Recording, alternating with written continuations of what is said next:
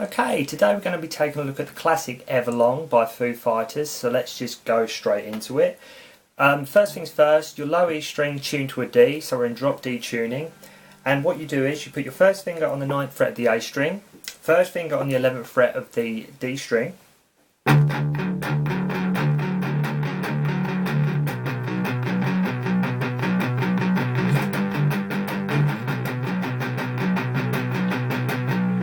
that's the intro, and what you're doing is you're picking twice on the low E and you're playing this chord here, this F sharp chord, with your first finger, like I just said, first finger on the 9th fret of the A string, first finger on the 11th fret of the D string. So 2 hits on the low E and then 1 hit on the chord. I've got distortion in, the intro's played cleanly, as you know, you've probably heard Everlong thousands of times, but I've got distortion on, but it's played cleanly. So 2 hits on the low E, then the chord, then 1 on the low E, 2 on the chord, so then 1 on the low E, 1 on the chord. So I hope this is making sense. So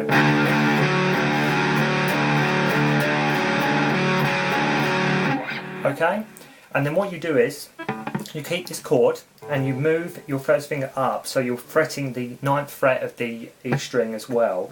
And what you're actually making here is a sus2 chord, but we're not going to get into the theory side of things at the minute. Just all you need to know is you're playing this chord, but moving your first finger up as well, so you're fretting the low E and the A on the 9th fret, and you play that exact same pattern that you played in the first part.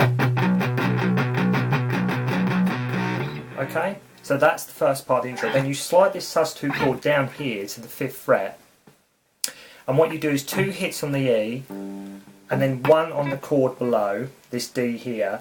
So you're keeping this, so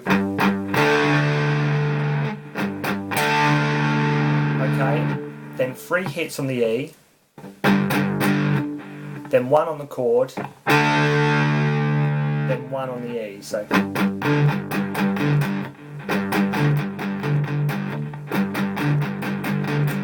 okay, and then you shift this up here to the 9th fret back to where you was, and you do 3 hits on the E, on the low E string, and then 3 on the chord. 1 on the chord. So 3 on the low E, 1 on the chord.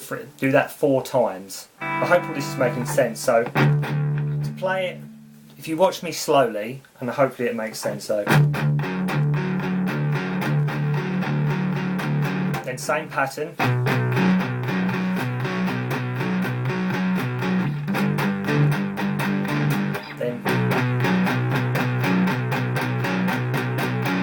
Okay, that's 4 times, and that's basically the intro, and that acts as the verse riff as well. Then when the distortion kicks in, you play this chord here.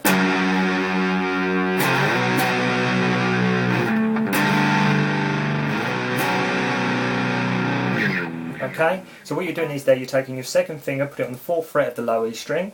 The A string is remaining open, and you're putting your 3rd finger on the D string at the 4th fret. So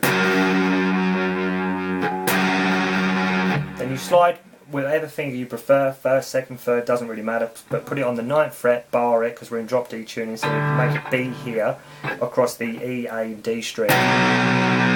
So then you play this sus2 chord that you played in the intro here at the 5th fret, then slide it again up to the 9th. Okay, then enters this this riff, this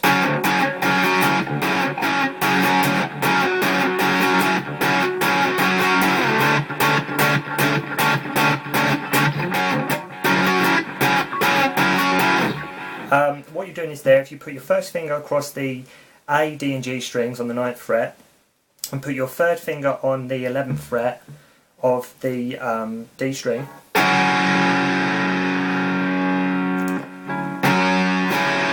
and then what you're doing here is you're taking your pinky finger and pushing it on and off the 11th fret of the G string. So you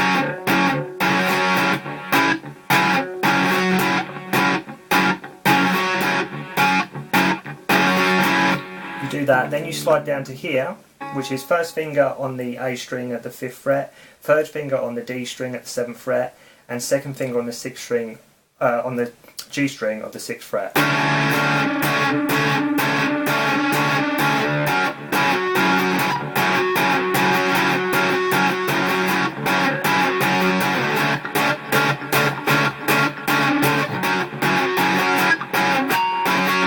Okay, so that's that covered.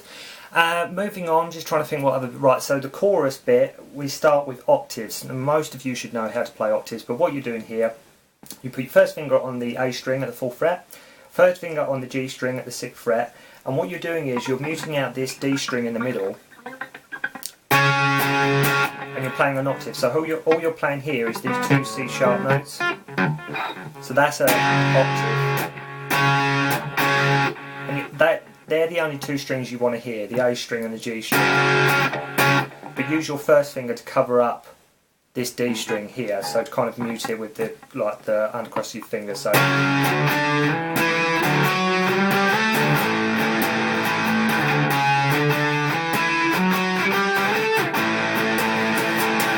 okay, that's like the pre-chorus bit. So you slide in this octave shape. You're going from the 4th to the 5th to the 7th, 9th, 10th, 12th. So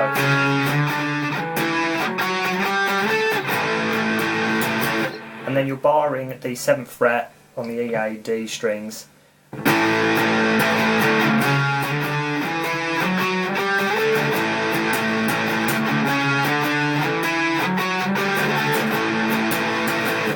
Okay? And then to play the chorus, what you're doing here is just barring the 9th fret, then barring the 5th fret. So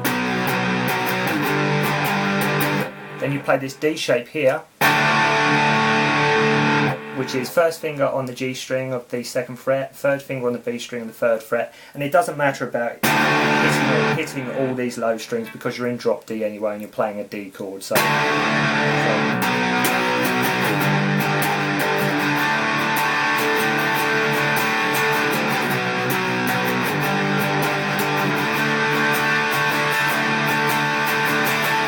okay, and then what you do, the next bit is you play that. So then you come up to here on the, barring it again on the 7th fret, so you're making an A there. So then you play this chord, which is basically barring the E, A and D strings, but you're putting, as you were with the other chords, but you're putting your third finger on the G string at the 7th fret, and pinky finger on the B string at the 8th fret. So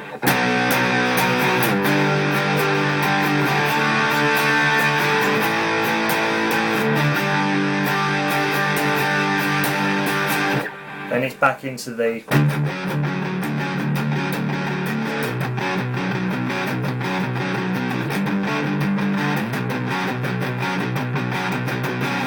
okay, and the last bit you need, this kind of octave build-up bit, is that bit. And what you're doing here again is you're doing another octave, but you're doing it from the D string on the 11th fret. And then what you do is you put your pinky finger on the 14th fret of the B string and mute out this G string here. So then slide that down to the 9th, then to the 7th. So okay, and then you play octaves like we did before, but you play it from the 10th to the 9th to the 7th. So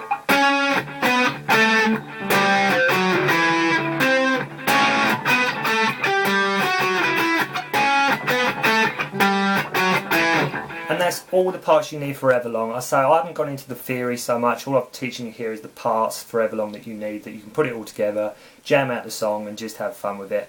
I hope you've enjoyed it, and hopefully I'll see you soon for another guitar lesson. Bye bye!